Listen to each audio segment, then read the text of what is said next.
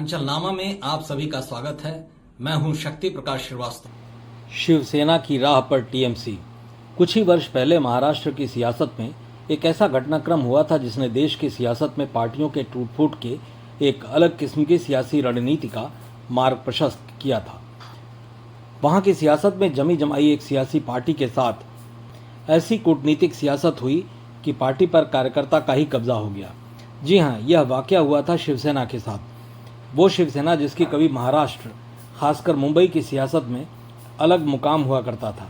सही मायने में पूरे देश में वही एक सियासी पार्टी थी जिसने हिंदुत्व का झंडा सियासत में उठाया और कई वर्षों तक, खासकर जब तक उसके संस्थापक बाला साहब ठाकरे जिंदा थे, तब तक अपने सिद्धांतों पर 100% कायम भी रही।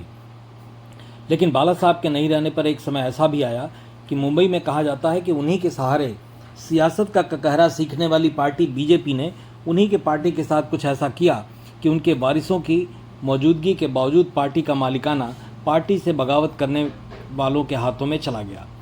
इन दिनों अक्षरशः ऐसी ही तस्वीर पश्चिम बंगाल में लगभग 1.5 दशकों तक सरकार चलाने वाली पार्टी तृणमूल कांग्रेस के साथ होते दिख रही है। यह साजिशी सियासत भी वही पार्टी कर रही है जिसने शिवसेना के साथ किया था, मतलब बीजेपी। यह अलग बात है कि सीधे तौर पर बीजेपी को इसके लिए जिम्मेदार नहीं माना जा सकता है, क्योंकि इसके साक्ष्य नहीं है।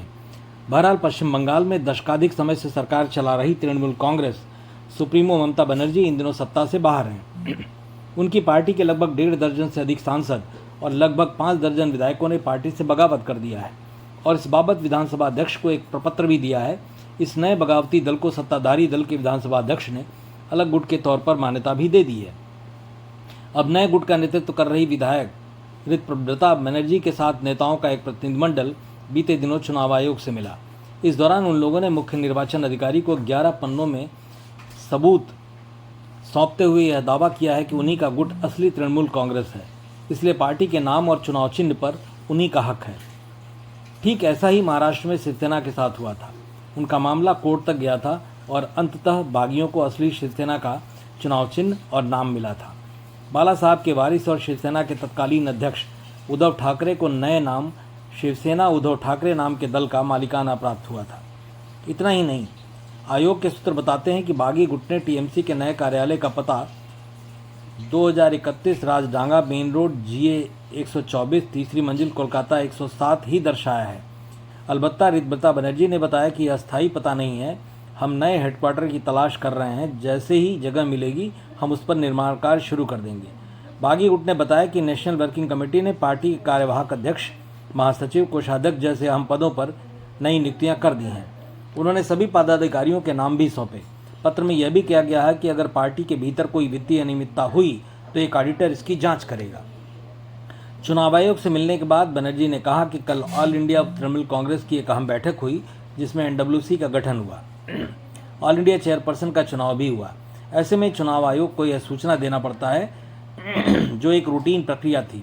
दिल्ली में हम लोग सूचना दे चुके हैं, आज कार्यालय आए हैं। इस रवैये के बाद ममता के भतीजे और पार्टी के महासचिव अभिषेक बनर्जी ने ममता बनर्जी से मुलाकात की। गुट के नेता कुणाल घोष का मानना है कि हम सबको दोष नहीं देते हैं, चुनाव को 1.5-2 महीने हुए हैं, अगर टीएमसी है तो उनके नॉमिनेशन के साथ एक फॉर्म ए और फॉर्म बी जमा किया गया है।